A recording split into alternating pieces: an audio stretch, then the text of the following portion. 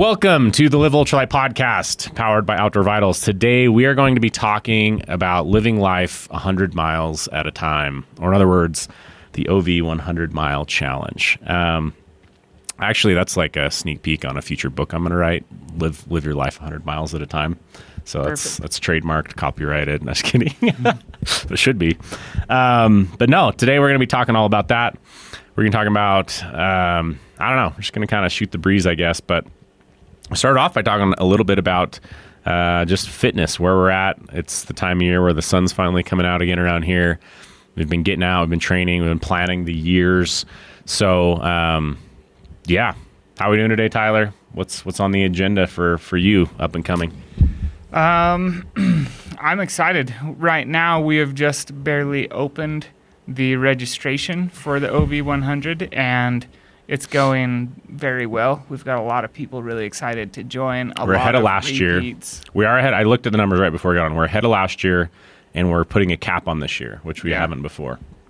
Yeah, and the cap is just logistical constraints for supplies and things like that. And so, you better get signed up quickly if you haven't already, and it's going to be good. We've made a bunch of good changes that we can list out and talk about, things that our previous participants have asked for, and we've listened and considered everything heavily, and we want it to be the best event that we possibly can, and we want it to be really meaningful to people. And so we've made a lot of upgrades this time. And so we're going to talk about a bunch of stuff today. But I think it's good that we just hit that right out of the gate. You can sign up for the 100-mile challenge. We'll put links in the show notes, or just go to outdoorvitals.com. It's the first banner on the website, so you can get signed up. But I actually wanted to kick this off with a quote.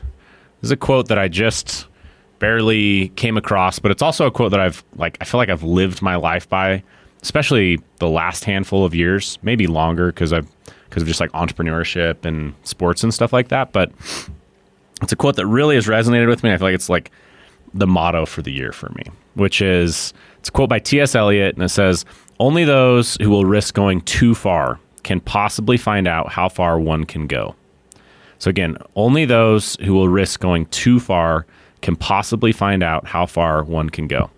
So when I say that quote, what do you have to say about that? I think that that's a challenging position to put yourself in, because it's going to cause a little bit of pain, right? Right. Going a little too far is going to hurt at times. But we've never gone too far, especially together, Tyler. Yeah. But I think if you do that in a controlled environment, it's really good for you. If you can push yourself in training, or push yourself in whatever you're doing and eliminate as many variables as you can, then I think it's really good for you. I love that quote that goes around. It's like a video from Jordan Peterson where he's talking about just allowing your kids to do dangerous things safely, and that's where all the growth comes from. I think that's kind of the same thing that we're talking about here. But for me, as a mountain biker and someone who rides dirt bikes and likes extreme sports, it's all about this. It's all about, knowing what your limit is and being able to go to the limit without going over the limit in the wrong places, so. Well, I think you're going to like full danger mode here, but, and that's part of it. That's definitely can be a part of it, but I guess let's talk about the first part of this. Only those willing to risk going too far. What is too far? And I don't know. I guess I just have a personal opinion about this, which I'll let out in a minute. But like, what is too far, and how often are people going too far? I mean, when you're talking about like generalities, I'm not talking about like the extremists or anything. I'm talking about like general people, right? Are they ever going too far in your mind, or what is too far? Well, I think it kind of depends on what you're applying this to. But in general, I think going too far would look like you're obsessing a little. Okay. And people might start to think you're a little obsessed or crazy about it, about whatever it is that you're doing. But yeah, I think going too far is like maybe just getting out of your comfort zone and go into a place that you've never been, and just not knowing what that is going to look and feel like, not knowing if that's going to cost you more money or time than you want to give to whatever it is you're doing, but being willing to get into that territory just for the sake of growth, I think, is a lot of what this is about. What I think about is a time in my life when this, I think, happened, right? It was, so I played football in high school, and I had this coach, and he was interesting. Some people loved him. Some people didn't love him. I liked him. There's times I definitely did not like him. There was times that I thought he was absolutely crazy, and I hated him. But overall, he was awesome. And it really wasn't until years down the road I realized the value of that coach. And what I mean by that is he was one that was he was really big on discipline, and he loved to make us run to the point where it was super ridiculous, right? One football camp, we were at football camp, and he just had us out running on the field at 1 p.m. And this was in a city that was really hot, until he put 2 guys in the hospital for heat stroke. They're throwing up, had to get IVs. And that was like just the 2 that collapsed, right? Everyone else pretty much threw up on the entire team. Everyone was suffering, right? And I mean, it earned him like nicknames, right? Like there were some nicknames that floated around him. Like he was some, type of drill sergeant or war veteran type of guy. And it was really stupid in my mind. 'Cause I'm like, this doesn't help us really be better football players. But years later, as I went through other parts of life, I realized that like certain things to me just weren't that hard. Like to other people, these were the hardest things in the world. And to me, I was like, you want to know hard? Like, let me tell you about hard, right? And a quote that accompanies this is one from everyone's favorite guy these days, David Goggins, right? And his quote is, when you think that you're done, you're only 40% of what your body is capable of doing. And that, as soon as the first time I heard that quote, that's exactly where my mind went, is back to running in football. Because I was done like an hour ago, and I'm still having to run wind sprints, right? And people are throwing up all around me. I never really was a guy that threw up, but like they're throwing up all around me, and like people are dying, and we're just still running. And if it would have been up to me, I would have 100% quit if I was pushing myself. If it was just me pushing myself, I would have quit so long ago that it would have been like 2 wind sprints and I was done, not literally 100, right? Mm-hmm. And so what I learned, as time went on, I got older, is that I would go and do other things, and I'd be like, this isn't hard. I've done hard. This isn't hard, right? Or I've hit these limits before where it's pure collapse, like you're non-functioning, or and I think from that lesson, it bleeds into the rest of life. And so when I think about both of those quotes, one from our favorite David Goggins or from T.S. Eliot here, that's going too far. Like that's pushing yourself to a point of collapsing. And that's kind of specifically talking in body, right? Physically. But there's something about that physical side that bleeds in, I think, to every other part of life, whether it's like, maybe it's just waking up early, maybe it's mental or emotional struggles that come up and your ability to tolerate them or other things. But I go back to that, and I think back to that football coach, and if I ever saw him again, I would just say, man, you changed my life. Even though I don't think you had a clue what you were doing, you changed my life, right? You made me do these you pushed me past my limits, so far past them that I learned that I don't know my limits per se. Sometimes I've met my limits, right? You can go back and look at like the first Tusher race I did when my hands quit functioning and my face started twitching and I couldn't talk anymore. Yeah. Like that was a limit. I should have called it right there. I probably should have got an IV from a medic, which I didn't really realize that they probably had on staff, but would have been really smart. That was a limit, right? That was one day in my life where I hit that limit. But those lessons go far beyond, because then in everyday life, I can know my limits. I can know how far I can push. Now, there's pushing too far stupidly. Maybe that's creating injury and just perpetuating an injury, right? Or maybe that's pushing too far and creating too much imbalance in life. But in other aspects of life, I think it's incredibly healthy that we push to our limits.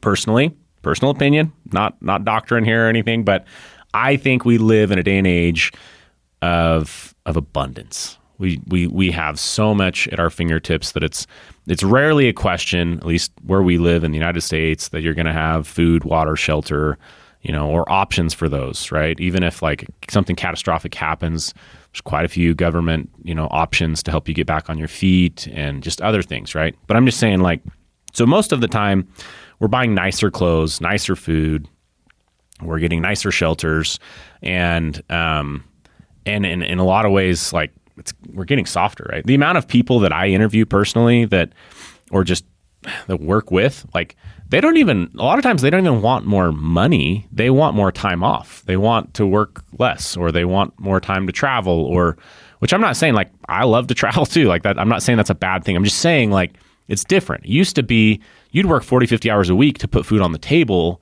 Whereas now it's like, no, I just want my time back, and I want to be able to, work a super flexible schedule, and I want, like, whatever it is, right?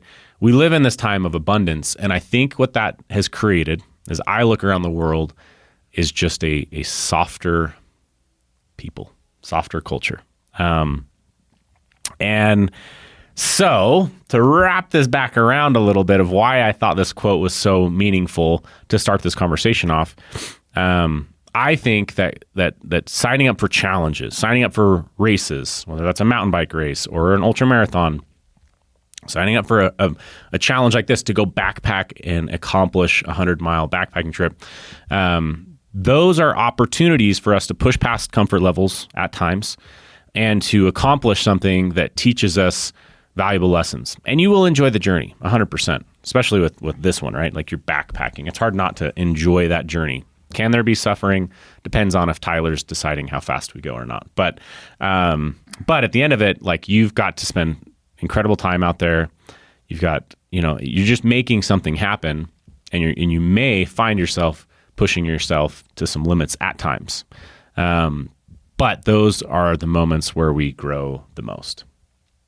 Yeah, absolutely. I totally believe that.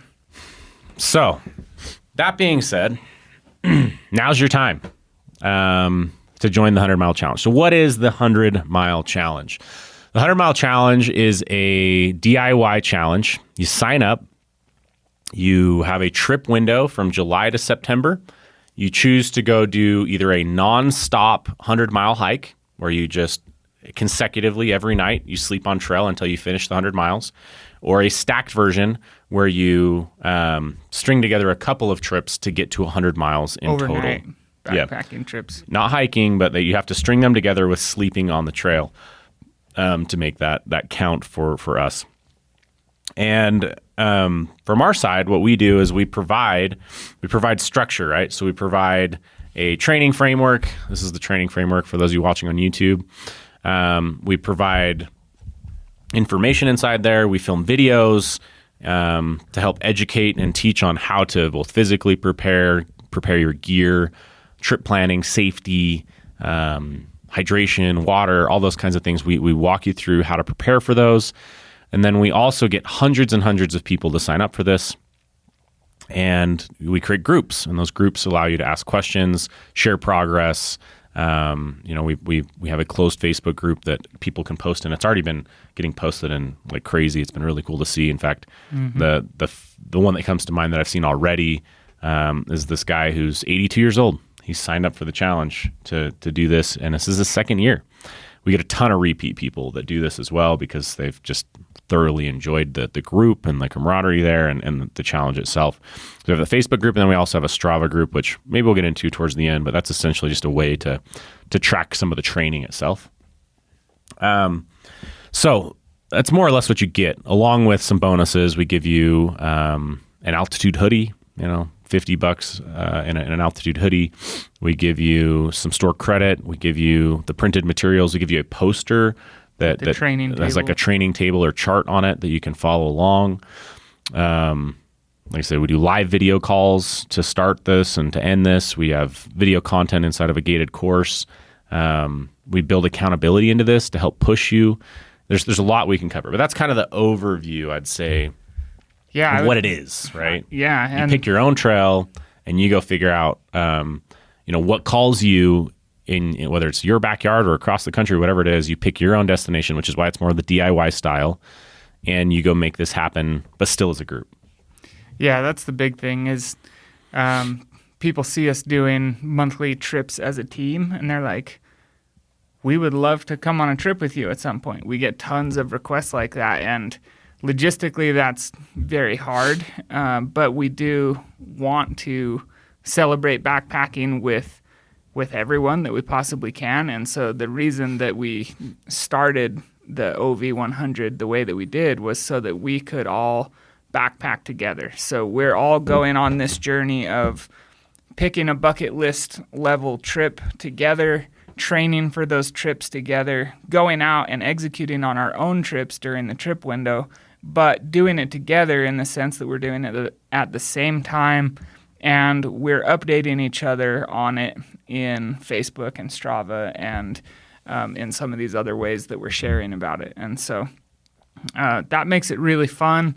It makes it more real. If you pay to join a challenge, then you've got that little bit of sting that, makes you commit to it better. But then if you share your plans in the group, that's just that much more commitment that you're making to make it happen. And so if you've got a big trip that you've wanted to do for a couple of years, but there's just a little too much friction to make you actually get out there and plan it and make it happen, this is that nudge that we're giving you to make that happen and share that with us. And that's really like a lot of the value of it is just having something that makes it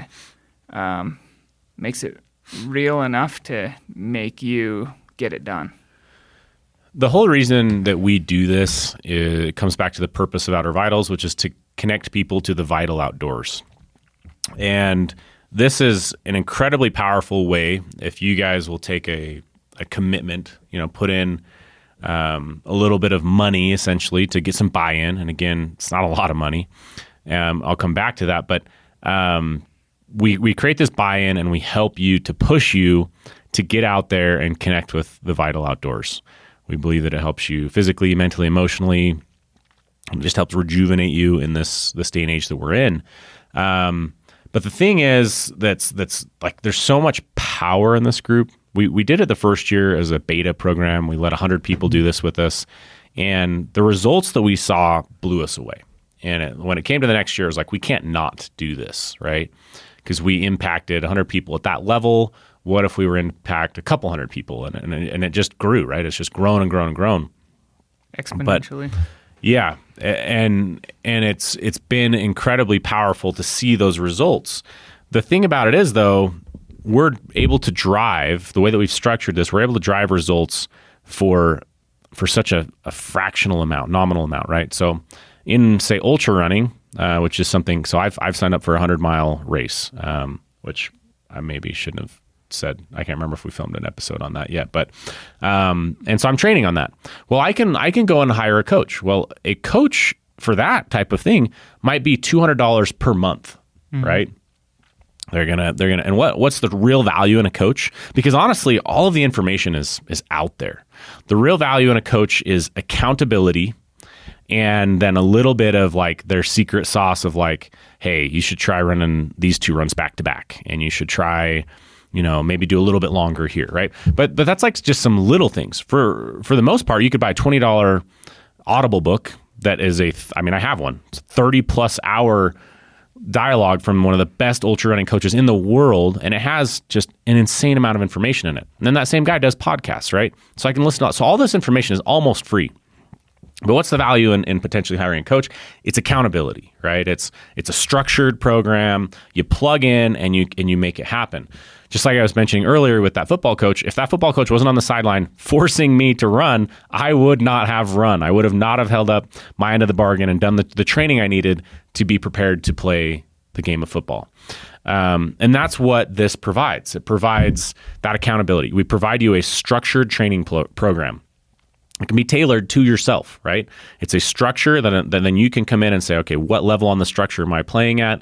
Where do I want to plug into this and move forward? But then there's this accountability side of these other apps, the closed Facebook group, the Strava group. And this year we've built in some additional accountability where you're going to submit to us how many miles you're doing. And, we haven't maybe talked about this, but in reality, we should have someone from our customer connection team reach out to people that are logging 0 miles and say, hey, what's going on? What's going on? We need you to, you know what I mean? And just and build in that accountability. But when you just have that accountability or you're seeing others be accountable and push and reach goals, it's motivating. It pushes you to make something happen. Yes, there's a lot of information in this book. There's a lot of information in the videos, and it's all extremely valuable. It's stuff that we've learned the hard way at times that we get to share and shortcut for you, right? You're paying for a bunch of shortcuts and a more guaranteed result that you're going to make this happen. But you're getting accountability. You're getting this framework, and you're just significantly improving the possibility of success with this. For the cost of $60, right? A tank of gas, something like that for most cars. Well, really, the cost of the book and the altitude hoodie itself covers all the cost of everything that we give. And if you complete it, you get a $30+ hat, pins. You get store credit that we give you as well to help you with any purchases you need for going out there. I mean, we basically have built $200 worth of cost and value into this program, and it's 60 something bucks, right? Yep. And we're building a lot of fun into it too. We haven't mentioned yet at all that there's going to be monthly giveaways. We've got a bunch of brand partners. There's going to be really good, valuable free trials from those brand partners or free products from them. And so, you'll get a lot. You'll learn a lot, and you'll have a lot of fun too. So I don't want to make this a big pitch. I want to keep focused on things like why 100 miles and, why a training program. So I don't know. Do you have anything, I guess, to add to the training program side of things? Have you ever worked a training program, saw results with the training program versus just like waking up each week and being like, oh, I should train for this goal? Or... Oh, yeah. Yeah, for sure. Similar to Tayson, I was an athlete in high school. I raced mountain bikes on the national level, and for a long time, it was just my dad and I just showing up. Like I would go practice during the week, and then we'd show up at the races on the weekend, and I would go for it. But then I started to reach a point where I would plateau, and so that was where I had to start to reach out kind of through the sponsorship network to find coaching and things, and that always made a huge difference. And I have valued that through my whole life and my experience as an entrepreneur and everything. And at this point right now, I've been having some health struggles with my digestion. And so what did I do? I found a coach, I found a dietitian, and I found some tools to help me. And I paid big money for that, but it has yielded great results. I've learned a ton from it, and I really believe in that format of getting some outside accountability, getting some help and some experience to be able to shortcut the process, and so that's what it's done for me recently, and that's what we're gonna do in this third year of the OV100. Yeah. So let's talk for a minute about why is this a 100-mile challenge? Why isn't it a 1,000-mile challenge or a 10-mile challenge, right? Where did we come up with the 100-mile mark, and why is that a significant mark to us, per se? Yeah. So for starters, one of the things that we've done is we have the ability to survey a lot of backpackers. And through a survey, we found out that much more than the majority had never hiked 100 miles, like especially in one consecutive go, right? Basically, only the thru hikers. Yeah. Basically, if you weren't a thru hiker, you probably hadn't done it. Even people like section hikers, they usually were doing less than 100 miles per section.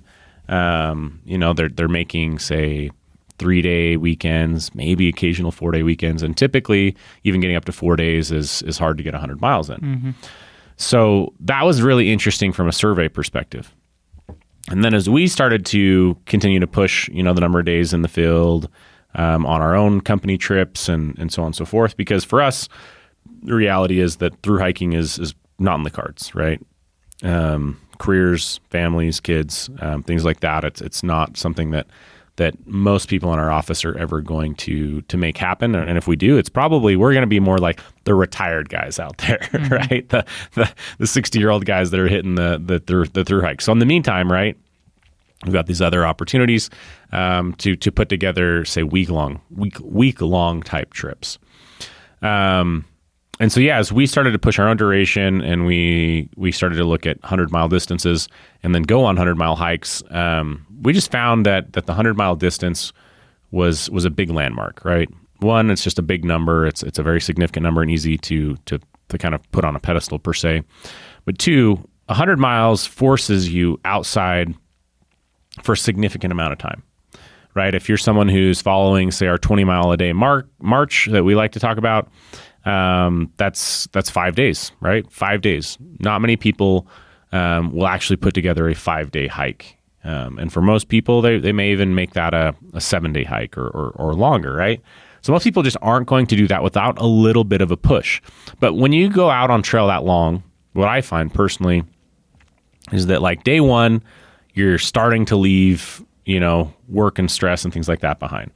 Day two, you're kind of getting into it. But then if it's like a 3-day trip, day three is about getting back home, getting gear put away, getting prepped for the next day. It becomes, so you got like 1 day of like being fully disconnected and present.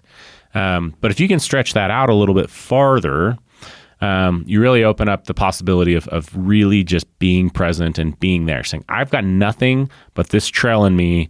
No getting on the trail, no getting off the trail for the next, say, 3 days of just pure hiking and nothing else. And it allows you to, in my opinion, just more thoroughly enjoy the trail, more thoroughly disconnecting and rejuvenate, and also, going even back to the start of this, to just set a big goal and push yourself a bit to make that happen. And then I'd say the last part of that is in 100 miles, at least in 99% of the world, maybe that's too much, but in 90% of the world, 100 miles is, you can pretty much hike any section of anything, right? There's so much population and growth and roads and things like that it's really hard to find much more than a 100-mile section where you're not crossing roads or couldn't break that into a smaller chunk or segment. So, well, and I think it also speaks to our obsession with really big country. Mm-hmm. We love being up in those 12,000, 13,000, 14,000 foot mountains.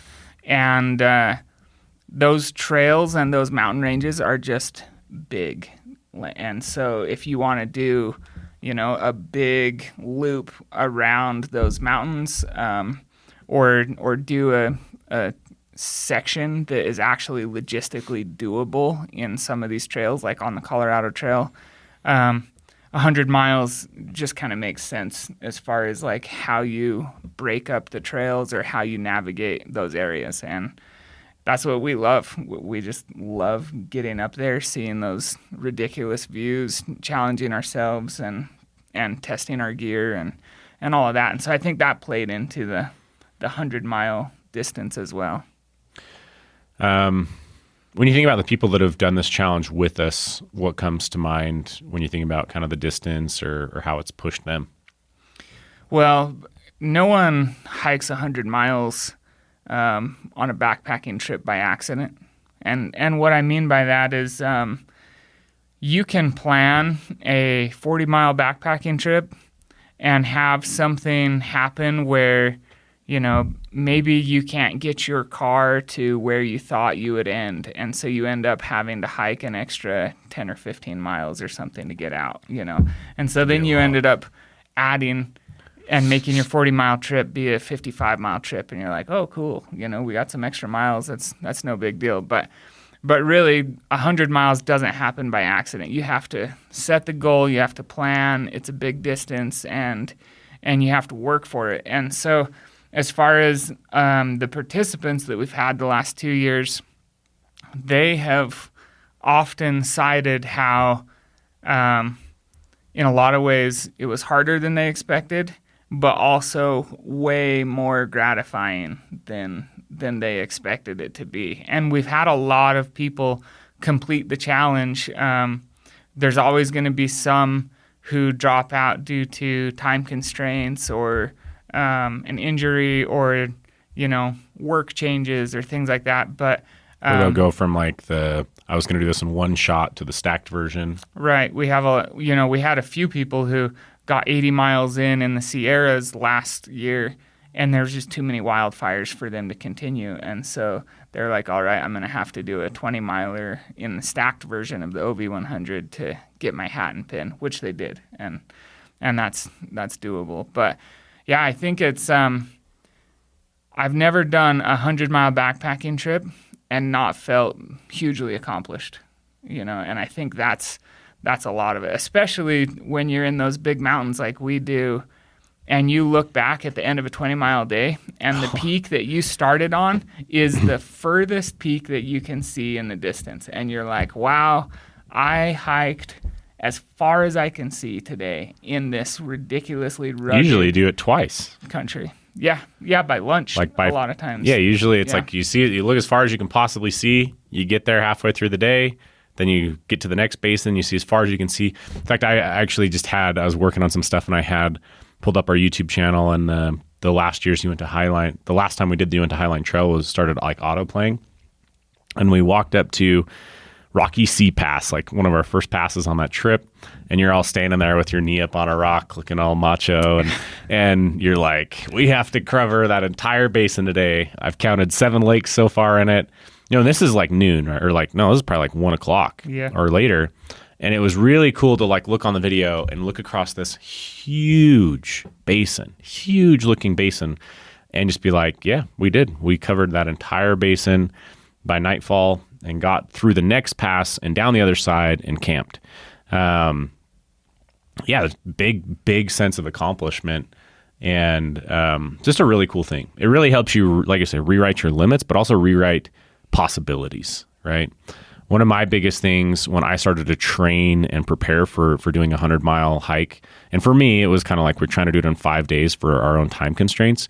So I was doing some training. It totally rewrote my personal experience, or what it meant to hike miles. So some people you'll talk to and you'll say, yeah, I hiked 5 miles, and they'll say that's a lot. Some people you'll say, yeah, I hiked 10 miles, and they'll say that's a lot. Some people they'll 15, 20. And what I found is that through that training and preparation, it rewrote what to me is a lot of miles, or what's a possible amount of miles. And with that switch that flipped, it allowed me to rewrite the realm of trails and possibilities that I had. For instance, one of the trails that we really need to get to looking at planning would be the Wonderland Trail.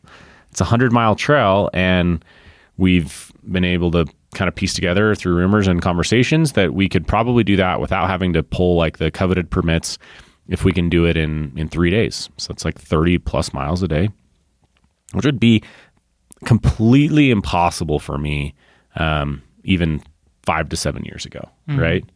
And now it's like that's within the realm of possibility, which means that trail is now within the realm of possibility where it might not have been before, or it would have been way more difficult, or just way less likely, right? I'll be honest, I'm not the kind of guy that watches permits and is good at pulling permits. Maybe if I delegate that to Tyler, it'll happen. But if it's up to me, I struggle with planning in that way. And so for me, it's almost like taking it out of the realm of possibility to within a realm of possibility by rewriting my experience with miles on the trail. I'm not saying that's the goal here. I'm not saying that's like what you have to do. I'm just saying through this process, you'll rewrite some of those things, and it will open up possibilities for trails that you wouldn't have thought possible before, right? There's sections of trails that are just amazing, right? Even take something like the John Muir Trail, right? That's a bigger trail. That's a 200-mile trail. But I bet a lot of you even listening right now think that that's like a bucket list. When I retire from work, maybe I'll go do that trail. Like it's almost like what we talked about with like a long trail, with a through hiking trail. They might think the same thing about the John Muir Trail. But the reality is, hey, you may be able to make that, instead of what you think is going to be a 14-day experience, maybe you can make that into a 10-day or a 9-day trip. And then when you change that frame of reference and frame of mind, then all of a sudden you're like, hey, I could probably get that much time off of work and make that happen next year instead of when I'm 65 and retired or whenever it is, right? So I think rewriting just your experience with miles, rewriting what's really possible and what's not, is very interesting. And that comes from experience, that comes from setting goals, maybe pushing limits a little, or just executing and building confidence with experience, right? Let's say you don't even push big miles, but you just start to build your own confidence. Hey, I can do this. I can backpack 10 miles a day, and I can do that for 3 or 4 days in a row. I've never done that before. I just did it. And you build confidence, and it puts other things on your radar that maybe just weren't possibilities before. Yeah. In the lower 48 in the U.S., the furthest that you can get from a road is less than 50 miles. Yeah, for sure. The very furthest. It's actually a spot in Wyoming, and it's like 46 miles from any road. It's like logistically the very furthest you can possibly get from a road. My family and I did a horseback trip into that area at one point, and when you get that far backcountry, it's kind of scary, like whoa, we're really alone here. And when we went there, we were there way before like GPS devices were the norm or anything. So the reason that I bring that up is because through our progression over the last 4 or 5 years, I have gained the confidence and the capability to be able to do a 50-mile day. And that gives me a lot of comfort just when I go like on a road trip. I remember one time my family was doing a picnic in the mountains, and our car wouldn't start after the picnic was over. And my dad ran back into town. This was before cell phones and GPSs. You had one of those car phones back then? He did in his work truck, like the huge. This was before the plug it into phone. the cigarette lighter, and it was like a briefcase. I remember when he had that. But no, he ran like the 18 miles into town to find someone to come back and give us a jump start. In cowboy boots. Yeah, he ran that in cowboy boots. And I always thought like, man, that was crazy that he was able to run that far, because that was way out of my realm, for a long time. But now I'm like, well, if I had to for my family, there's no doubt I could do 50 miles in a day. And that confidence has come from what we're doing with these challenges and the things that we've learned and all of that. And that's really my goal with the OV100, is to make everyone who joins it more capable, confident, and comfortable in the backcountry. Because for me, it's all about the mental, physical, and spiritual health and rejuvenation that I get when I'm out there. And it's hard to get that if you're not comfortable or confident, you know. So I think watching this the last handful of years has been really interesting, because we get all people from all walks of life. We've had a 9-year-old do this. We've got an 82-year-old that's back in the challenge for second or third year in a row. We've got people that, just because of life situation, they can only do this on weekends. They do the stacked version, and they only do it on weekends. We've got people, multiple people that have posted in there, like that they stuck to the training program, and we're obviously adding in some things like dieting and things, and they lost 20, 30 pounds and just rewrote their own capabilities and their own confidence. We've had people that have never backpacked. We've had people that have maybe not backpacked in I think it was 15 or 20 years, and this got them back into backpacking. And so it's really cool to see the stories, to see the people share the stories. They're inspiring. They are life-changing. A lot of these people, a lot of people, they get out on trail and make lifelong memories with their kids, with their siblings, with cousins or friends. That's, I think, what also is just a massive motivating factor in this. When we started to do company trips with Outdoor Vitals, it was to build team camaraderie. It was to test gear for sure. It was to maybe build some marketing content, some things like that. But one thing that is for sure is that every time we go and do these,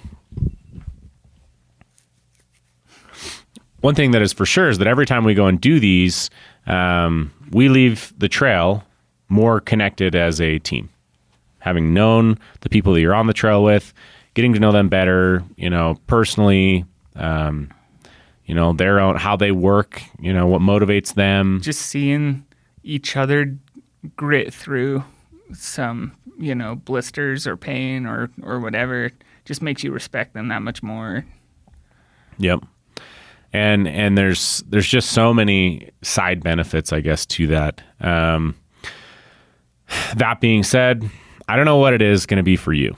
There's no saying what you're going to learn, how you're going to grow, but there is absolute power, and I can promise you that if you make that commitment, you will grow. You will find the areas that are weak in your life or that are not yet ready for this challenge will come to the surface, and you'll get to experience those, grow through those, learn through those, and overcome those. And I think that's also, again, comes back to the power of doing this within a group, doing this within a framework, because when you do have those come up, you can go and ask a question. You can ask us a question. You can ask the Facebook group a question. You can refer to the hours of video content and the 50 pages of workbook here to help you overcome those and not hit roadblocks. Keep the progress moving forward and stay consistent, right? It's that consistency that will prove results, and that's what you're really signing up for is a consistent training program, accountability, and that forward progress to make it happen, to make you go and be able to go and do your dream hikes, right? Hike or hikes, be able to go and just and look back on this year, 2024, and be like, holy cow, look what I did. I want to do that for years, and I finally made it happen. So, yeah, I think that's the 100-mile challenge in a framework in a nutshell here. Is there anything else that we're missing, or where are you at right now? I mean, are you, for us, I guess, let's talk about our plans this year. We've got, I jokingly started this by saying, we live life 100 miles at a time. I have a 100-mile race that I'm going to do.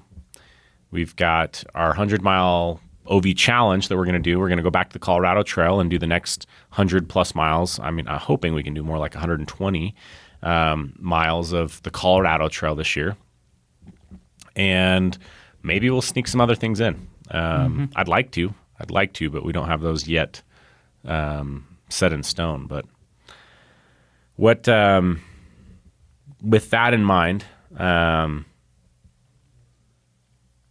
what I don't know. Are you doing anything, I guess, right now to prepare for that or to, I don't know, what should people be thinking about right now if they're considering this, and what kind of prep work does it look like right now? Well, we increased the trip window by more than a month this time. So the actual trip window for the OV100 is going to be the middle of June all the way to September, right? And so, or through September to October.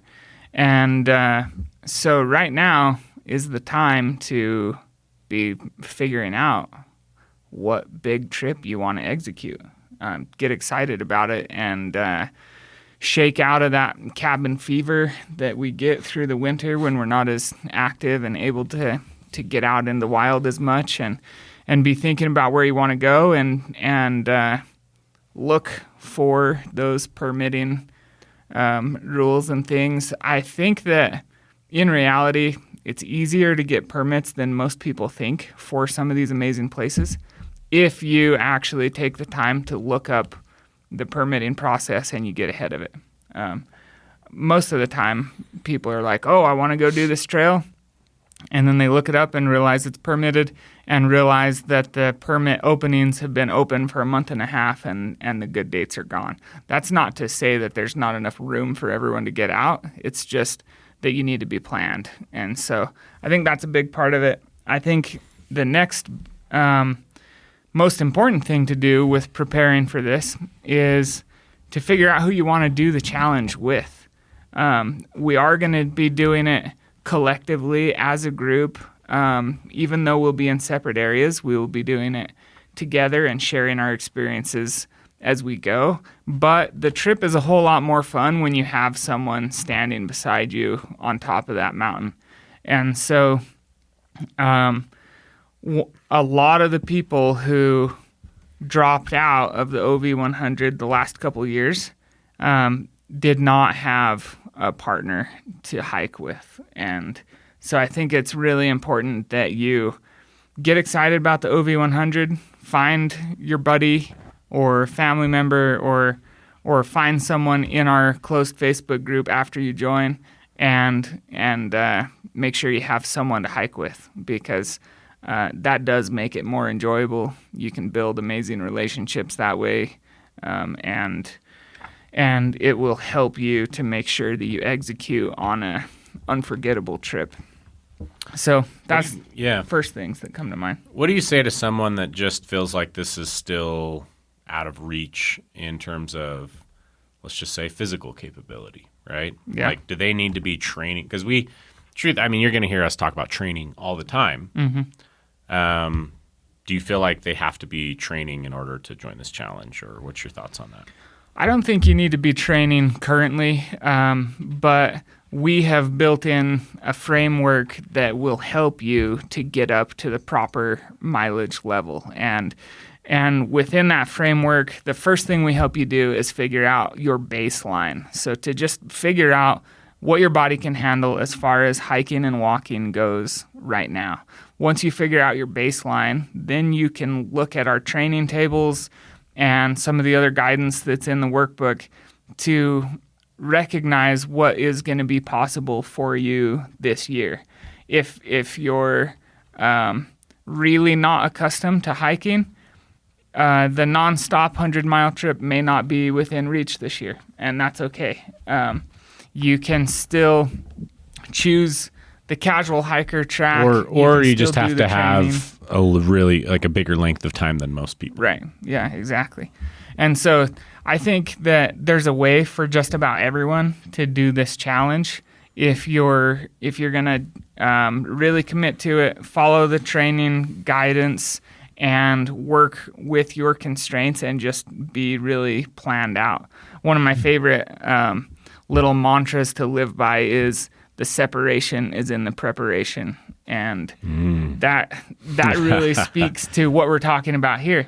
You can have an amazing trip. In the preparation. That's a solid one. You can have an amazing trip this year if you plan and prepare to have an amazing trip this year. And so if you are feeling like you're a little out of shape or just very inexperienced, this challenge is built for you. It's built to help you to get the knowledge and the accountability and the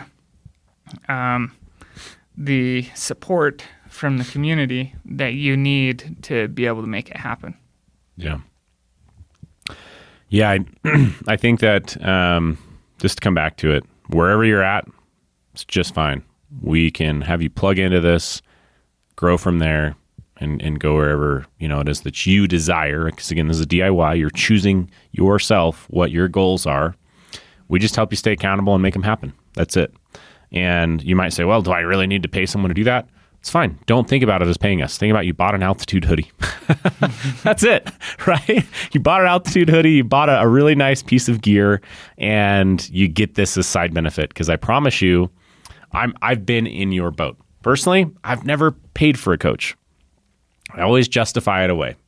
I always, and for me, I might be in a different situation. Here I go justifying, because I have access to some elite runners that I can just ask questions to.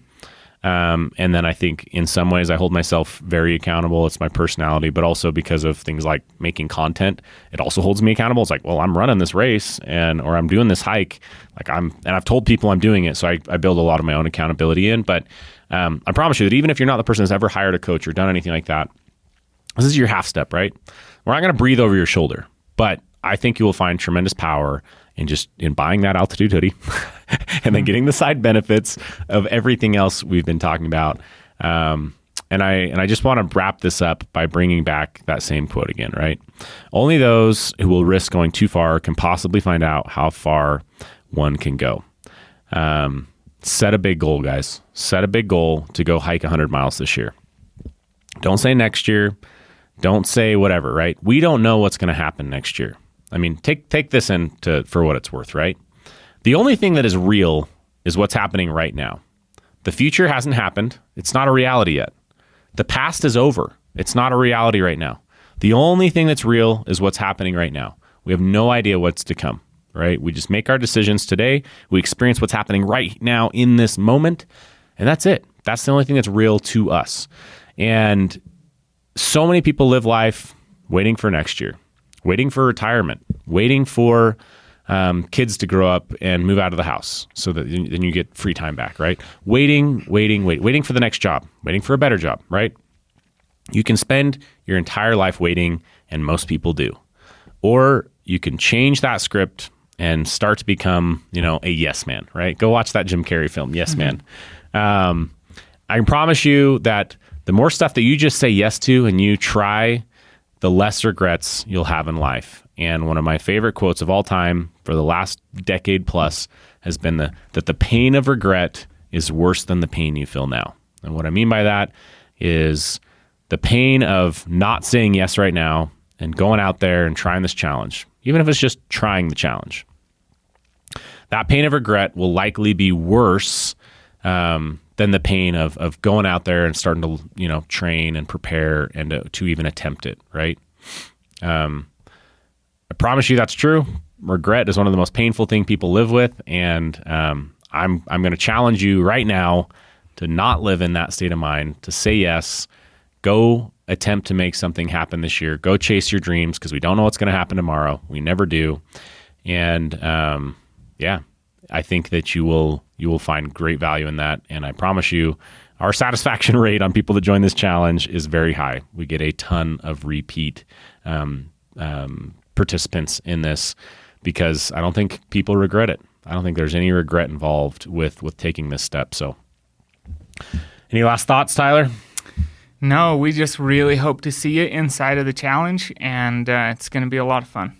There's a lot of good. Yep. So again, go sign up, get all your free bonuses and things. We are limited on capacity this year, so we will be capping that off. Registration technically, it goes till the end of March ish, but there's a very good chance that we will cap it before then. So don't waste time. Don't sit on the fence. Go get signed up now, and we'll see you guys within that group. Thank you for tuning in to the Live Ultralight Podcast. For those of you that are new to this, we do cover a variety of subjects. Sometimes they relate to things we're doing at Outdoor Vitals. Sometimes they're just about backpacking in general. But really appreciate you joining us. Make sure you hit that subscribe button. If you did enjoy this or you enjoy our philosophy or our take on life or take on backpacking, leave us a review. That really helps us get the word out there about us and just impact more lives and help more people connect to the vital outdoors. Share this with some friends, and we'll catch you guys on a future episode.